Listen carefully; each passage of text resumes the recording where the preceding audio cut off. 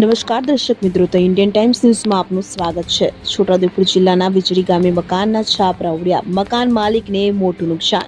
ગત રાત્રિના આવેલો ભીષણ વાવાઝોડાએ નુકસાન પહોંચાડ્યું। ખંભાત તાલુકાના વીજળી ગામે મકાનના છાપરા ઉડી જતા મકાન માલિકને નુકસાન થયું હોય, જેનું વળતર ચૂકવવા માંગ ઉઠી છે। ગત રાત્રિના આવેલું ભીષણ વાવાઝોડું જેણે ઘણી જગ્યાએ વૃક્ષો પાડી દીધા છે અને ઘણી જગ્યાએ મકાનોના છાપરા પણ ઉડાવી દીધા છે। ઘણી જગ્યાએ ગ્રામીણ વિસ્તારમાં રહેતા પરિવારોના ઘર વેરવિખેર થઈ ગયા છે, જેનું નુકસાન કેટલું થયું તેનો હજુ સર્વે ચાલી રહ્યો, પરંતુ ગ્રામીણ વિસ્તારોમાં નુકસાન થયું હોવાનો મોટો અંદાજ માનવામાં આવી રહ્યો છે। છોટાઉદેપુર જિલ્લાના ખંભાત તાલુકાના વીજળી ગામે પ્રકાશભાઈ લાલસિંહભાઈ રાઠવાના મકાનના છાપરા ઉડી જતા ભારે નુકસાન થયું છે, જેનું વળતર ચૂકવવા તેઓએ માંગ કરી છે।